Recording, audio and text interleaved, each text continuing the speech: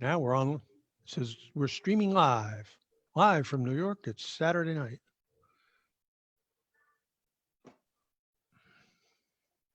Is it telling you that, Dave?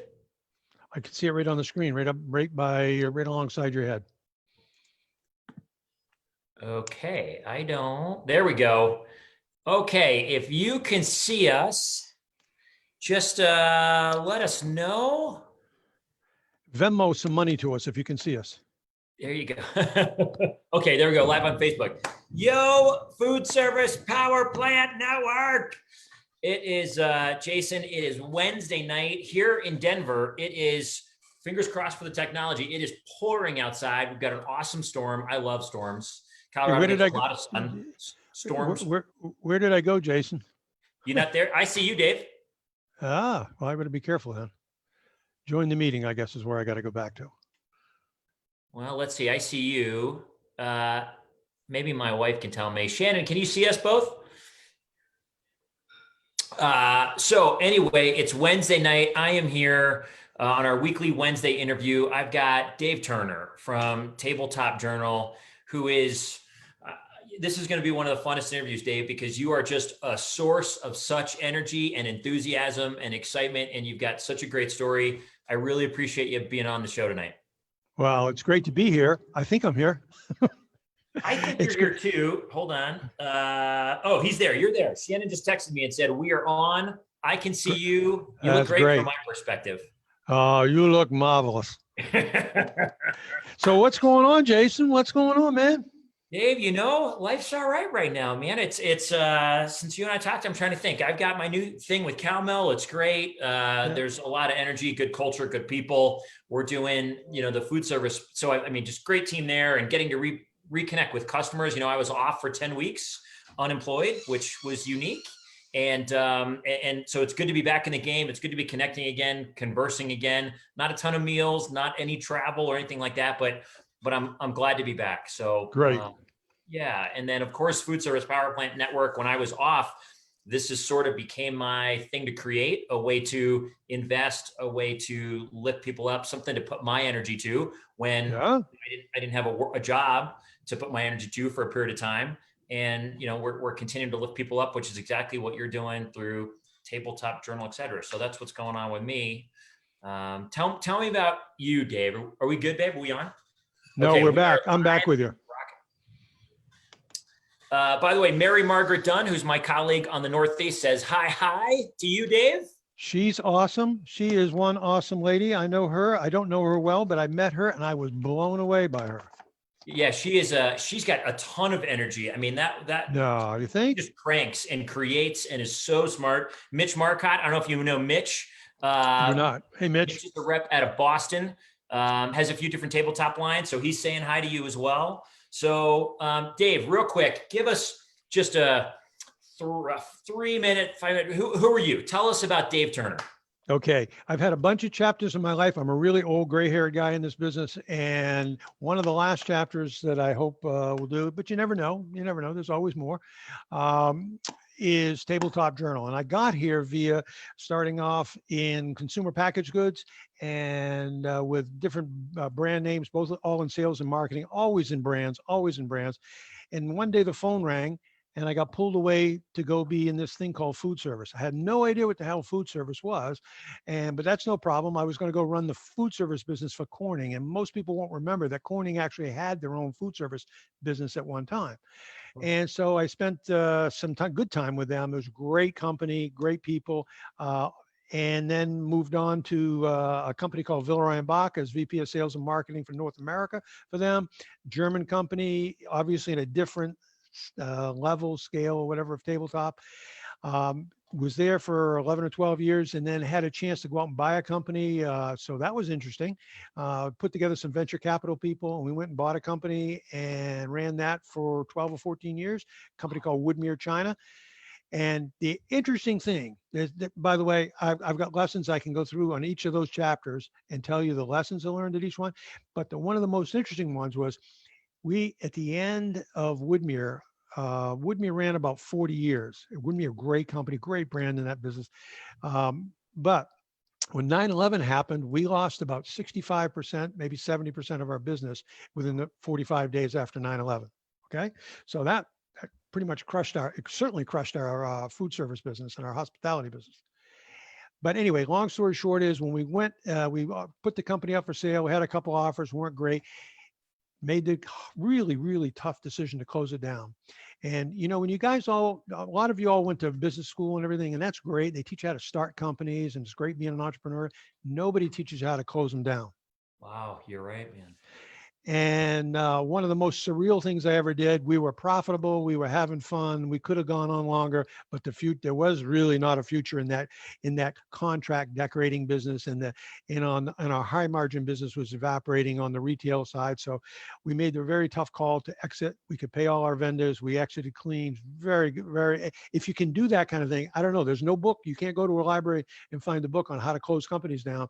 But and it was painful and a lot of tears and everything shed, but we made that decision. So then I didn't come to Tabletop Journal because of that. I had actually started Tabletop Journal before that. Okay. And Tabletop Journal was born out of frustration.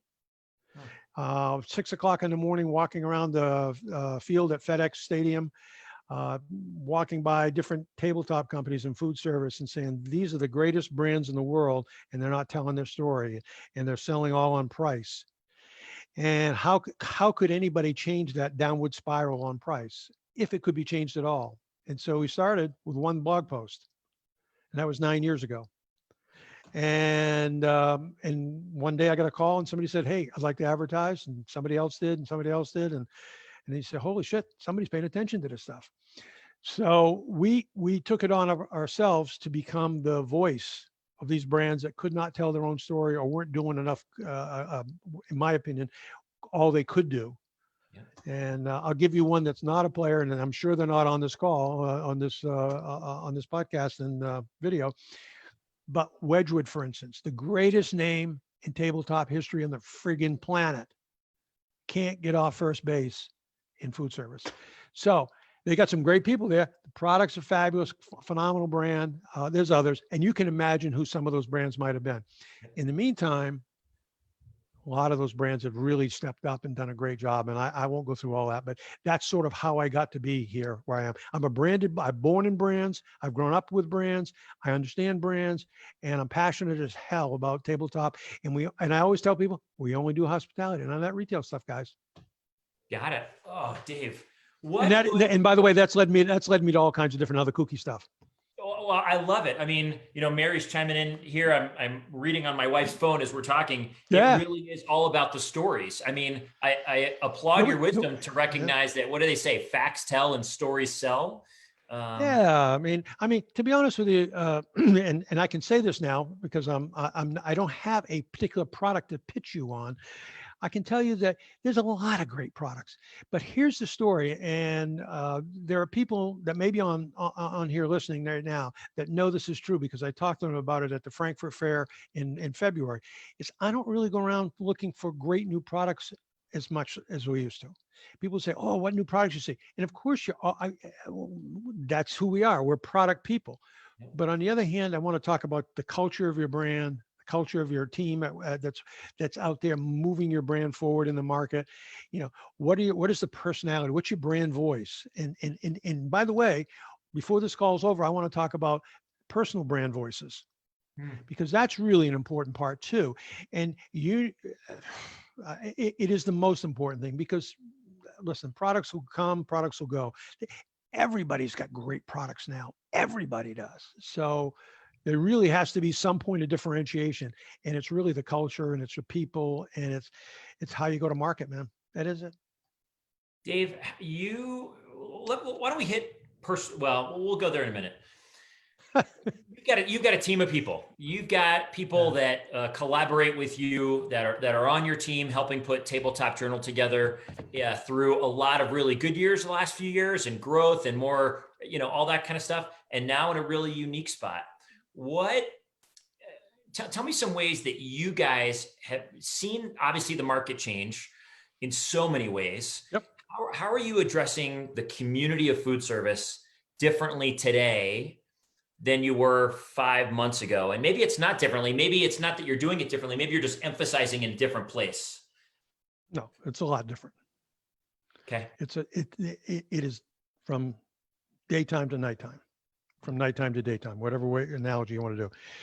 We got a call on Thursday back in March. It said, we have another podcast, as people know, Seat Yourself. The lovely, the talented, the very vivacious Shannon Talon's on there with us. She's awesome.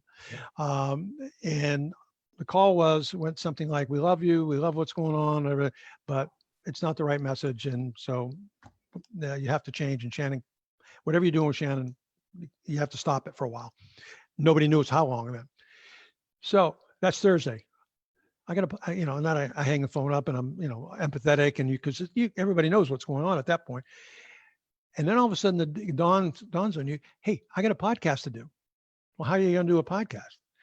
And it took a few hours of kind of walking around, but I felt at that point, to be honest with you, that not only should we not communicate or communicate less, we actually needed to communicate more. And what was that more going to be? And the answer came up with is to at least let people know they're not in this alone. And at least let them know that wherever you are on God's great earth, you've got people on the other side of the earth going through exactly the same thing you are.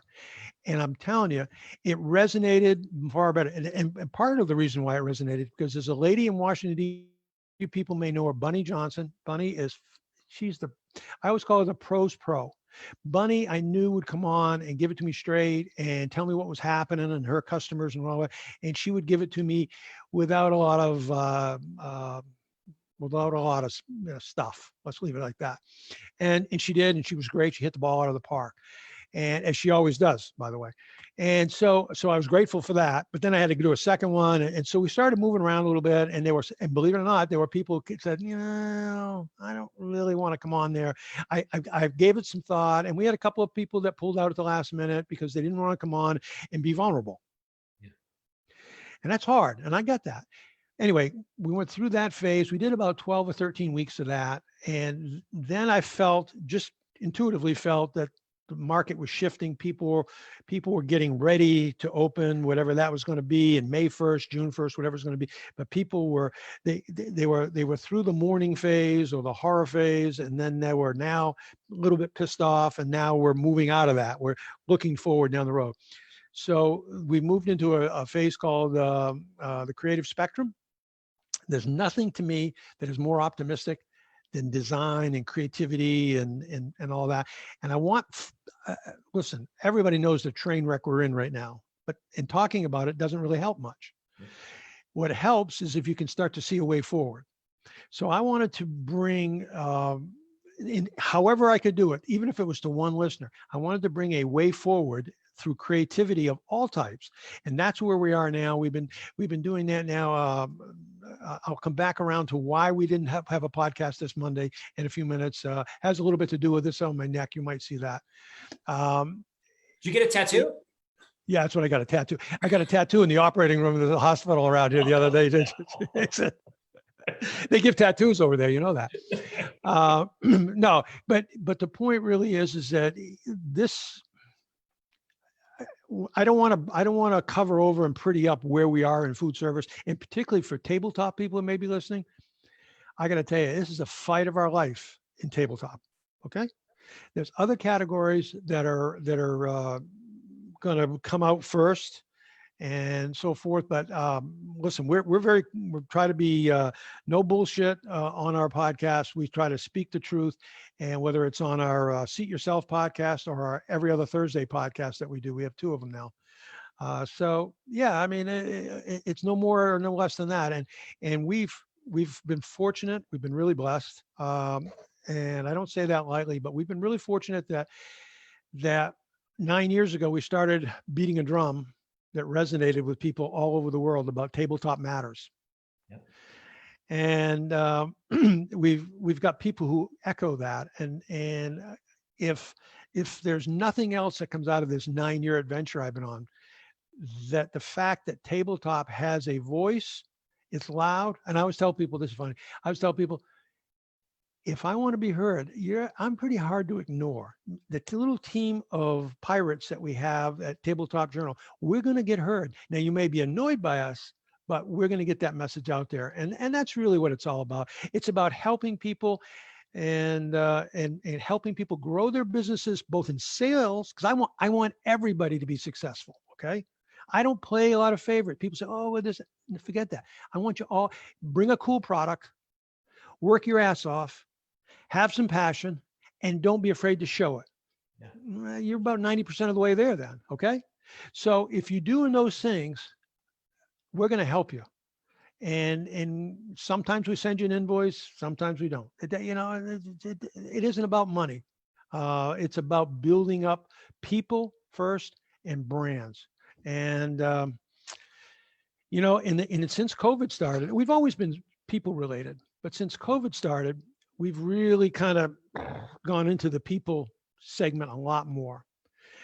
And it's just an intuitive thing to me, because I got to tell you, I've been at that, personally been at that brink where frustrated, working my ass off and nothing happened. And even with our little business, COVID has really, really impacted us too. Because there's nobody going to restaurants.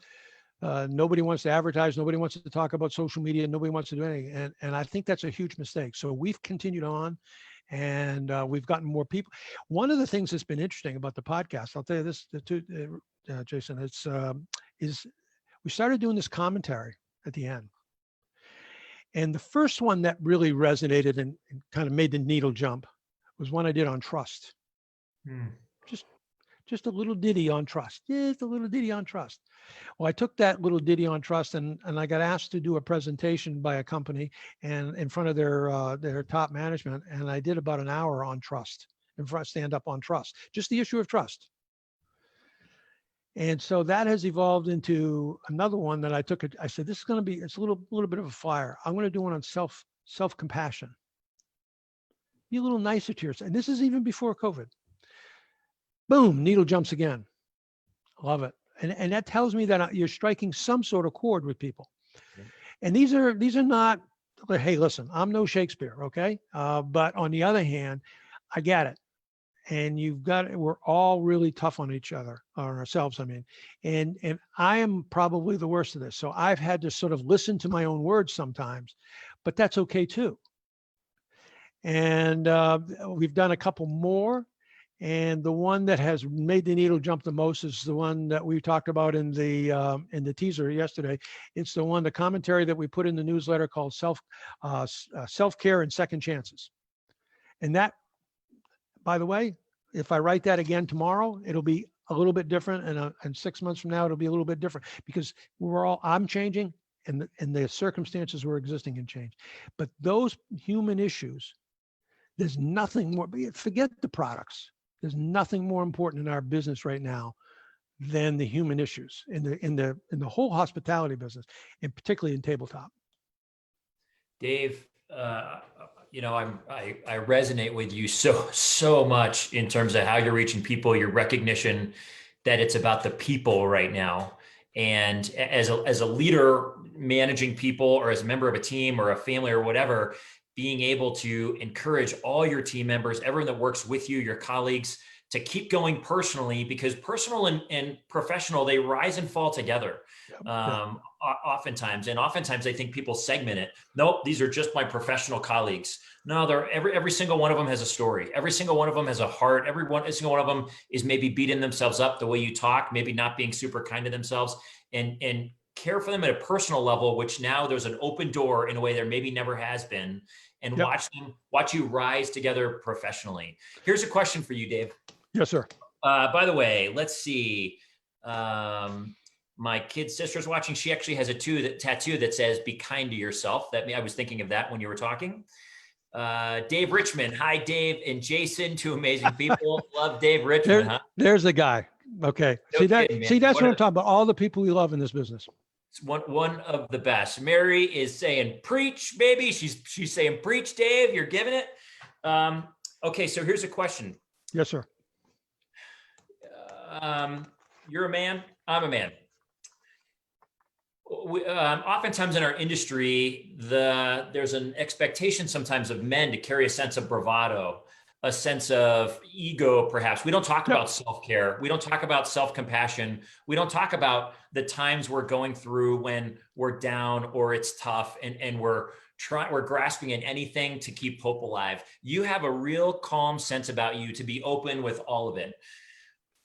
Maybe I don't know if this is a great question, but why is that? Like, Well, what allows you the freedom to be just so honest with all this? okay. Let me pause before I answer your question. And I do want to answer that question because it's a really important question.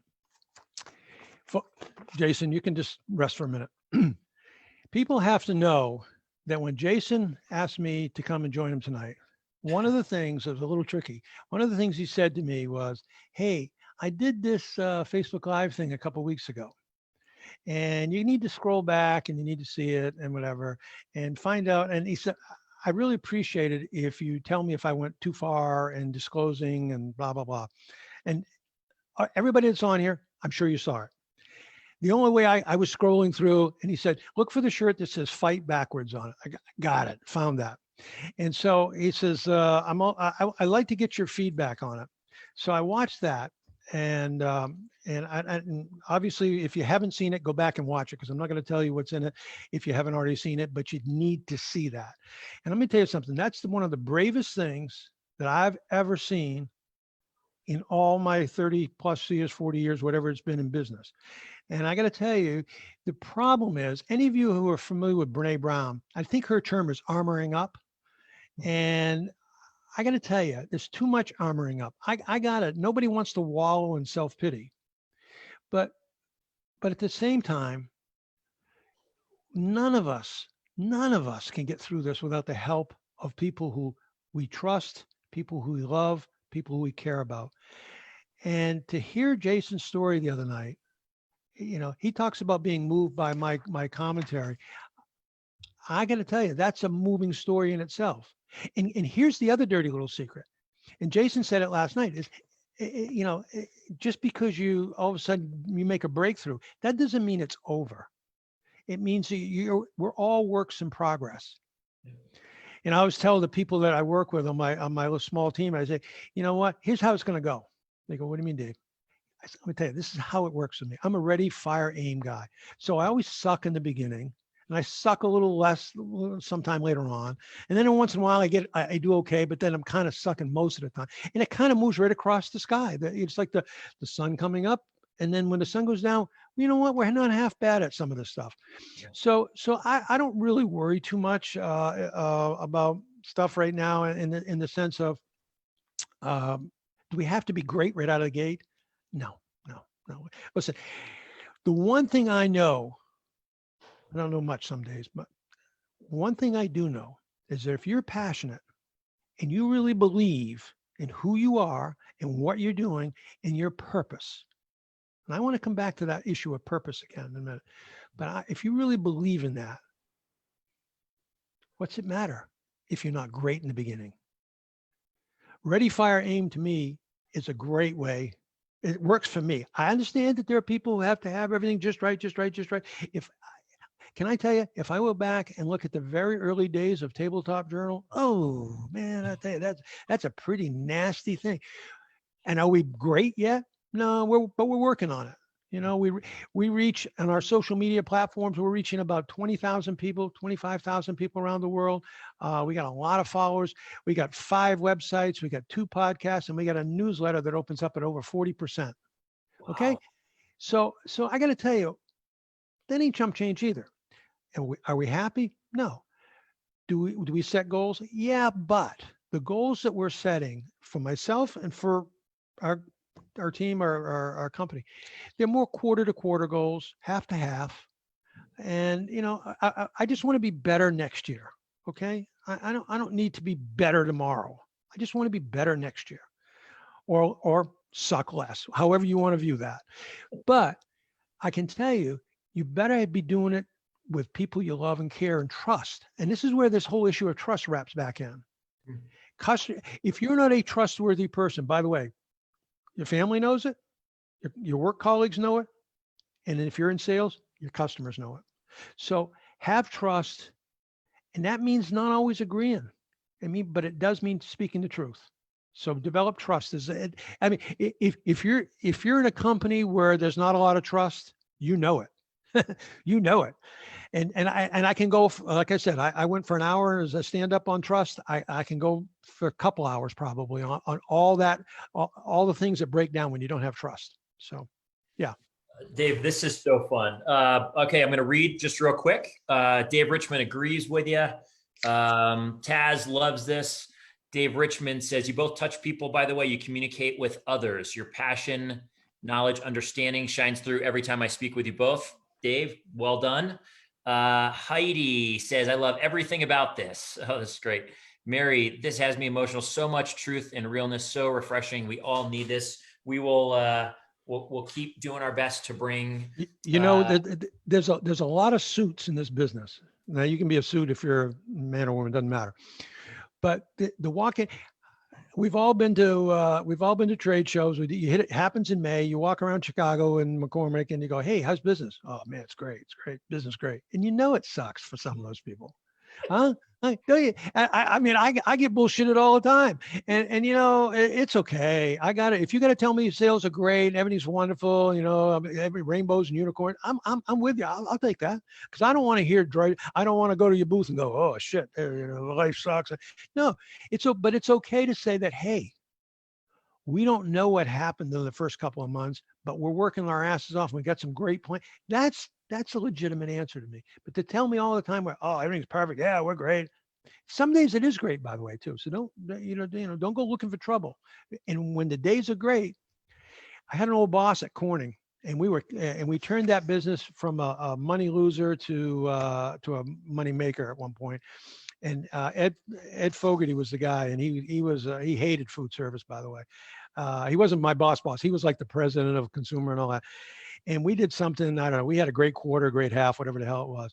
And he looked at me across in a boardroom one day when I was doing the presentation. He goes, "You know what? That won't last. Just bask now. Bask while it's good." Hell yeah. And the point really is, do enjoy the good stuff. Yeah. So yeah, it's cool. So the original question was, what inspires us? How do we inspire people? How do we inspire our team? Yeah, I think Dave Richmond was just saying that we both inspire people. I mean, and maybe it's, as I've connected with you, I have a feeling that you allow people to just be real, because just as you've done in the first 20 minutes tonight, or whatever it is, you've been real about your story. The hard time where you had to let people go and close a company down. It's not all, roses and butterflies. It's just the reality of the story. And my guess is that your ability to just look at it for what it is, acknowledge it, and be willing to grow in everything allows you to keep being honest and truthful without any arrogance or the need to be fake about anything, and probably opens others up to be that way with you as well. Well, I don't know about all that. I'm not that smart to be able to calculate all that, but I always tell people, you have me warts and all. Okay. And, I will say this, is that if you're not open and honest with people, we all sense that when people are not, when they're with us. If you know somebody in your life who's not really, you tend not to be that with them. Yeah. So it's do the best you can. I don't think there's any problem with taking a beating, getting knocked down, getting let go, getting fired, getting, whatever. Having a bad year, bad quarter, bad month. There's nothing wrong with that. The real issue is when you don't get back up. Yeah. And I put the company that we finally closed down, Woodmere, we put them through a prepackaged Chapter 11. Anybody out there been through a prepackaged or even any kind of Chapter 11? It ain't fun. Okay. And boy, did I get an MBA there. And, it's a long story, but it was brutal, and I've taken lessons everywhere I've been, and some of them were hard lessons for me because I'm pretty thick, and I'm stubborn, and I don't give up, and there's reasons for all that, but the fact of the matter is, am I perfect? Hell no, but I'm not that bad either. Huh? What the hell? So I love it. Yeah. I love it. We're able to accept treat yourself right. What's that? I said, make sure you treat yourself right, because it's hard to treat others right if you're not treating yourself right. What's something that is there something you do in particular, a couple of things to take care of yourself right now? Everyone's trying to figure out how do I survive? Some people, how do I Yep. take care of my emotional health, my mental health? Like what are things that you do, Dave, to make sure to keep you? I mean, I'm sure it could be easy if you stop doing certain things to get sucked into some of the fear. What are Yep. things that you do to stay above it? Well, number one, if you can get your financial situation squared away, and when I mean squared away, I mean just get it under control, because I like everybody, end of March, right off a cliff. Okay, revenue wise, for us too. And so all of a sudden we're scrambling, and that's what I meant, that grief phase, that mourning phase in the early days. So you got to get that under control if you can do that, and if you can't, then you got to ask for help somehow. And by the way, most people will give it. If you ask for help, most people give it. That's another little lesson along the way. The other thing too is, on a daily basis, just keep moving, keep doing stuff. If you're if you think you need to move physically, which sometimes I do, you need to move. Go out, go for a walk. And I always tell people, if you can walk, walk. If you can run a little bit, run a little bit. If you can run maybe more than a little bit, run more than a little bit.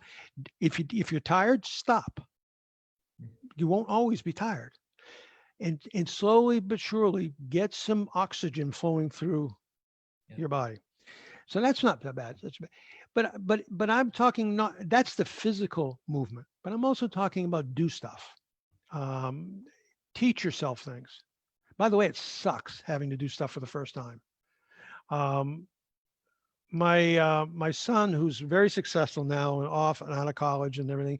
One time he came home from college a bunch of years ago and said to me, "Oh, I'm exhausted, Dad." I said, "What are you so tired for? It's just college, man." Yeah, I know, but everything is so new and I'm doing it for the first time. I said, "Hey, how do you think it feels for me to be doing podcasts and doing all these websites and doing social media and all this shit?" I said, "You think I wanted to do this stuff? No." But so you've got to, but I'm a curious guy. And if you're curious, you will teach yourself things. Okay. And have we made mistakes along the way? Absolutely. Absolutely. But don't crucify yourself. And that's what I mean about self-care. Be nicer to yourself. And that self-compassion thing. Take care of yourself physically if you can.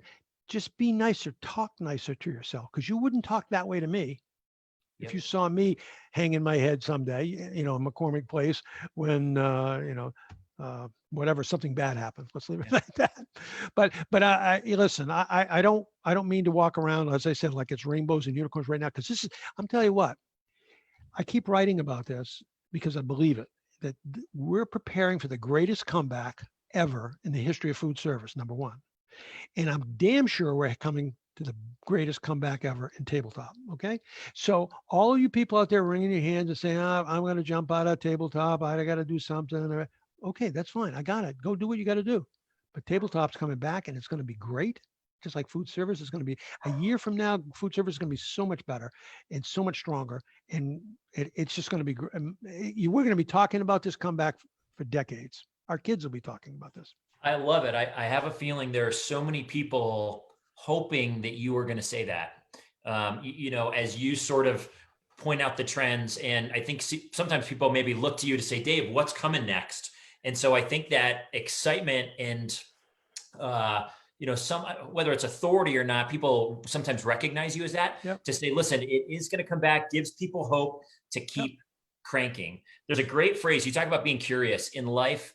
And I think, I don't know if I heard it from Tony Robbins years ago, but approach every situation with curiosity before judgment. And that works for other people and it works for yourself. It's so easy to, if I trip or, whatever happens, I stumble in life in some capacity, to beat myself up. Jason, such an idiot, or such, all the things that people can say to themselves, as opposed to, I'm curious about why that happened, as opposed to I'm an idiot, or I'm curious about why I'm reacting this way, or I'm curious about why someone is speaking to me in a way that doesn't feel as comfortable as I expect, as opposed to just going on the attack and beating yourself up or beating someone else up. So let me give you an example of 9 years ago, call it 9-ish years ago. give you one quick example about, and where I'm going with this is measuring up to other people's expectations. I go I go do this thing called Tabletop Journal, right? And no names. You don't need to know the names, but if I told you the names, you'd laugh too. And first of all, I bounce it off a few, typical thing, bounce it off a few people, and it went from, "You're effing crazy. That's never going to work. You never, no, nobody gives a shit about that." And okay. Oh, if it's such a great idea, Dave, why didn't somebody do it before? Well, maybe they never thought of it. I don't know. Maybe whatever. Who knows? So anyway, we start that, and then you go to your first trade show where you're not working, where you're not the big El Jefe, VP sales, Presidente or whatever. You go to that, and I said, I can't go dressed like I always did because I'm not the same person anymore. So I put a pair of blue jeans on and a blazer, and I just went to a show. Holy shit! You thought I had COVID, for God's sakes. Everybody goes, "Oh my God, did you see?" And I'm just, I don't want to make to it, but I'm just telling you, there's so many expectations, and this is that armor up thing that you were mentioning before, Jason. And there's so many bullshitters in our business, and I'm sorry to call them that, because to me, when you're sort of armored up like that, and that's okay. Maybe it's me. Maybe with other people, you're really, I don't know. But all I know is that there's no reason for it. Be who you are. And it's easy to say, hard to do. Be who you are. Be true to yourself. Where is your personal true north? And where is it? Listen, I have the same question for company presidents about their company. What's the purpose of you? If you walk around a trade show and ask them what's the purpose of their company, CEOs, VPs of marketing, they got no idea oftentimes. A few do, and there's some really good ones, by the way. But a lot of times people don't think of it in those terms. And I'm saying, not only is it true for companies, it's also true for people. Yeah. And I got to tell you, you need to figure out who you want to be, and just to the best of your ability, be that person. And you're not going to get there probably overnight. I'm still not done. I'm going to be different next year and tomorrow, 10 years from now, whatever. I figure I've got another 30 or 40 years worth of work left in me. So it'll probably change a little bit over those years too, right? Yeah. So I'm okay with all that. I don't need to get there in a hurry. And I'm not embarrassed to have people, hopefully, I don't embarrass myself, but if I say something wrong or I go off script or I mispronounce something, in the early days of Tabletop Journal, I had people calling me up, say, "Dave, there was a typo in the second paragraph." And I go, "Are you effing kidding me?" You sit down and knock out 300, 400, 500 words and not have a typo in it, okay? Right. But that said, the typos need to end, and we fixed them, I think, for the most part. So anyway, don't sweat the small stuff, I love it. You talk about, for anyone watching, that Dave just said, becoming who you are, figuring out your true north. A great question to ask yourself is, what do I love? What makes me come alive? As you're figuring out what your true north is, who you want to be, where you want to be, ask, what makes me come alive? What kind of relationships? Look at relationships in your world. Which ones allow you to be most free? And focus on those. Find out, what is it about those, and how can you cultivate those or get more relationships like that? Or even in your career, what your career and what you've done, roles you've had, where have I been most alive? Where have I woken up in the morning and been most just ready to tackle the day and excited and creative, etc.? Always ask that question. What brings me joy in whatever area of life? And I think that will help point you to that true north that Dave talks about. The other thing I believe, and I mentioned it or touched upon it a little bit, Tabletop Journal has, I haven't had that many chapters. I'm not a million years old, by the way. I may look a little old, but I've got a few chapters. And this chapter, Tabletop Journal chapter, has taught me a variety of things, number one. But probably the biggest thing is that, and I always do it like this. If everybody can see it, what I'm doing is, when I do that, that's kindred spirits finding one another. And everywhere I go, there's somebody who's equally passionate about tabletop is sometimes it takes a little bit to draw that out or find them, whatever. I find common cause, kindred spirits, and they're all over the world. And you say like, I'm running around like a nut, plates under my arms, glassware in a bag, I'm forks, knives, spoons, and no, I can't. My neighbors don't know what the hell I do, that kind of thing. But there's other people out there that do. And that's all we've ever tried to do is pull those kindred spirits together with Tabletop Journal, build that community to let you know that there's other people just like you, hey, who aren't perfect, but are passionate as hell and love this business. I'm going to tell you something. I'm no chef, but I always make the joke, somebody's got to be on the eating end, and that's me, right? So, but when you sit around the table, and it's the same all the time, when you sit around the table and have food and beverage with family and friends and those that you love, is there anything greater than that in this world? It can't be. So we get to participate, us tabletop lifers, and that's not my term. I stole that from a friend. Us tabletop lifers, we get to do that. We get to play in an unbelievable field. And by the way, it's an area that's not for everybody. Okay. It's hard friggin' work to be successful in tabletop. And I stood up in front of a group, and maybe some of you were on there and you'll remember, oh, this is the day he went on too long. I stood up in front of a group, I don't know, 200, 400, 500, whatever it was, people. And I talked about, it's just the eating and drinking business. And so many of you people who are probably watching all this tonight, you guys make it look really, really simple, really easy. It's a walk in the park for some of you. Or at least you make it look like that to people like me who have to fight and scrap and claw and everything else. So I want to cheer all of you people who make it look so easy. But I also want to get young people into this business because it's a fabulous business. And I want them to know that it's not as easy as you make it look. And I would bet, I mean, if this is I'm not talking about just now, COVID times.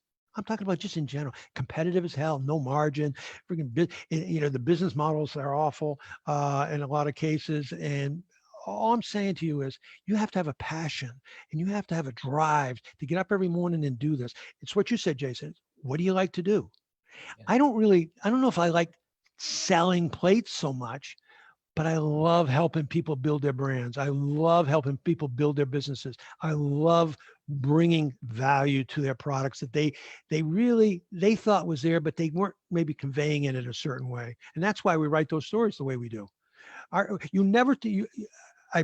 challenge anybody who's watching this right now to go back to 9 years of Tabletop Journal and find anywhere we were ever talked about price. Because everybody's talking about price. Okay. Yeah. So what the hell would I talk about it for? I don't need to talk about price, okay? I want to talk about how much sex is in that glass that you just put in my hand, how it's going to make me feel, how it's going to make my wife feel, or when we're out to dinner together. I want to know, I want you to talk about the romance of the product. And too often, salespeople, I know there's some non-salespeople out there, but a lot of salespeople probably do. Stop talking about price. And I'm not naive. I carried a lot of plates into the backs of a lot of crappy restaurants and the shithole dealers and all that stuff. So I'm aware that price is an issue, but it's not all about price. Yeah. It's not. And so if it was about price, nobody would be buying $1,200, $1,300 Apple phones. Okay. So there's a lot of romance to it, and put some romance back into it. Find that passion too. Heck yeah. Let me real quick. Everybody gone to sleep yet, Jason? No. We got a fair amount of people out here, which is great. Taz says, come back like Rocky. You're talking about coming back, tabletop coming back. Come back. Mary says, I'm going to hold you to that comeback, Dave. So we'll all keep pushing forward together. By the way, I don't know Taz, but I know Mary a little bit. She's one of the people that's going to help this business come back. So Mary, bang, you're it. Love it. Oh, that makes me so happy. Dave Richmond says, you do a great job, Dave, helping people build their brand. And then he says, 30 or 40 years, question mark. Hey, you never know. I'm looking pretty good. I'm feeling good. Okay, here's a question for you. I don't want to keep you on too long because I know it's. Give me the important question so we make sure. I want to make sure we get every question in that you want to ask. Here's a question. There's a lot of people your enthusiasm, you're gregarious. I think you would invest in any human who asked you, who said, could I talk for 5 minutes and would you mind listening or anything? I mean, you're just someone who I think naturally sees investment in people, in humans, and in brands, certainly, but in the people managing and running and working those brands, like Mary, like David, like anybody. So here's my question. I'm a big believer that the things we receive, good or bad, the things we learn are often inherited, not necessarily, that we learn them from other people. Yep. That the strength I've learned in ways that I learned to fight, per that talk, I learned from, my dad and my mom and John and, these different people in my world who taught me. In relationships, I look at a whole host of people who taught me a way that I value to do relationships with others in a way that's honest and open and gentle, Yep. all that. So here's a question. Is there a person for you, or maybe it's a few, who did you, the man you are now, this, your strength, your perseverance, your passion, where did you learn that? The tough questions come after they loosen you up. This is the dirty little secret for all of you. All you people who are thinking about starting a podcast where you interview people, you loosen them all up and then you ask the hard questions. See, that's how it works. Of course. And the baggage is too deep to go into. You don't have enough hours on a videotape or whatever, but first of all, I had a strong woman in my life, my mother. Tough phase early on. If not for her, I'd be dead. And I'm going to say, by the way, there's about a handful of people. It's not a big group, but a small handful of people. Without them, I'd definitely be dead.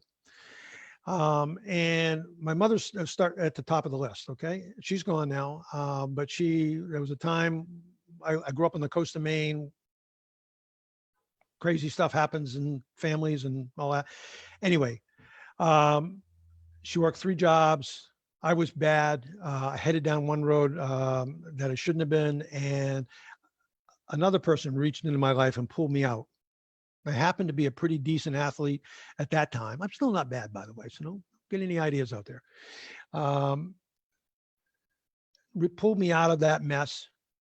And without that person, actually 2 of them, 2 coaches, I've circled back around 40, 50 years later and told them that without them, I'd be dead someplace on the side of the road. I've learned lessons everywhere I've gone along the way. And what I found mostly is that if you care about yourself and you're really just passionate, you can make lots of mistakes and people are very, very forgiving, but they want to know that you're trying too.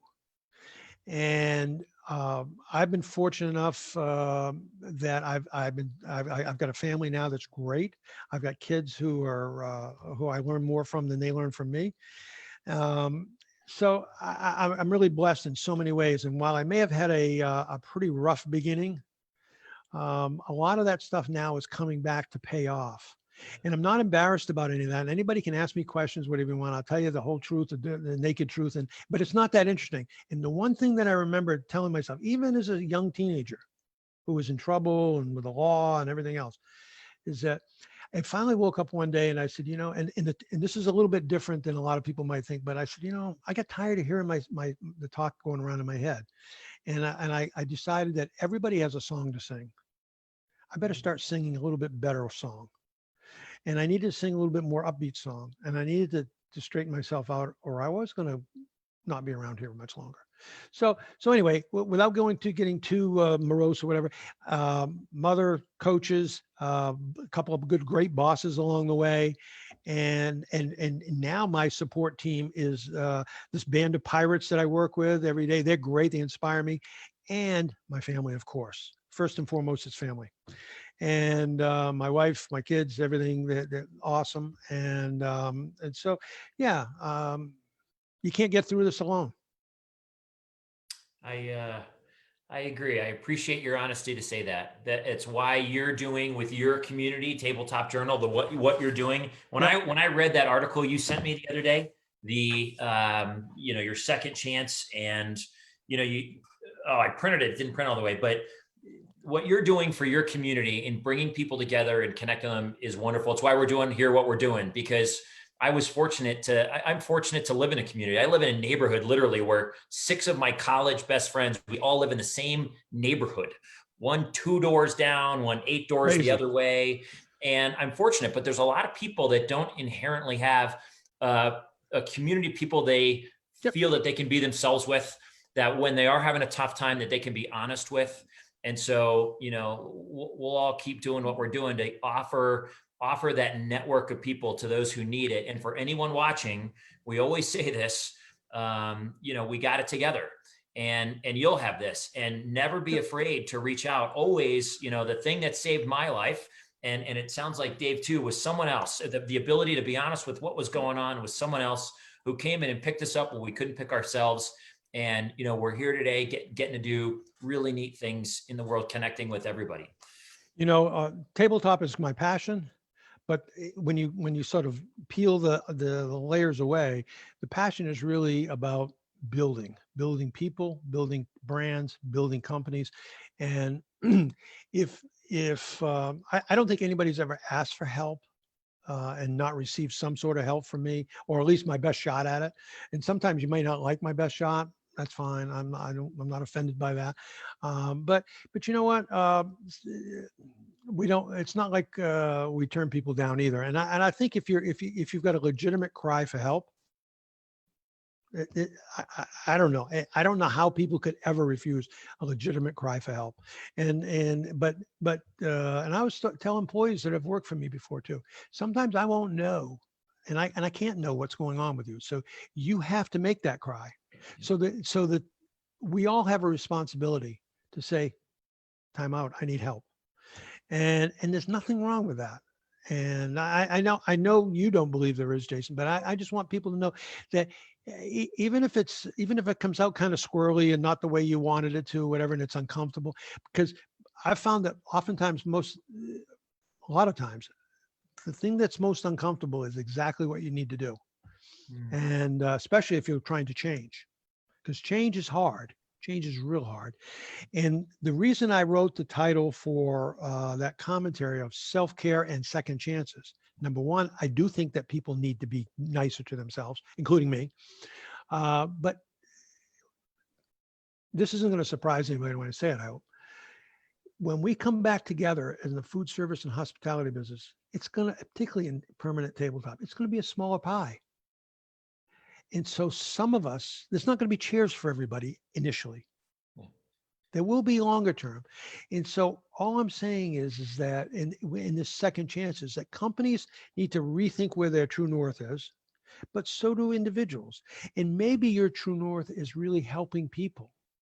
Maybe your true north is really going to work in your community, in your church, or your whatever faith-based organization you belong to. And maybe that's your calling at this point. And think of your life in chapters. Just because somebody, COVID, took away this tabletop thing, maybe that's a blessing in disguise. Some of you, some businesses are going to go away. Restaurants are already going away. We see them all the time. That's unfortunate. But you know what?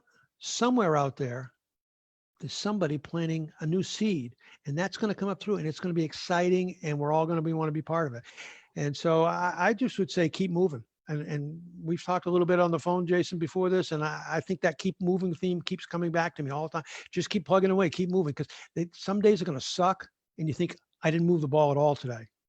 But you really did. You just can't see it. Tomorrow you'll see it maybe, or the next day, or the next week.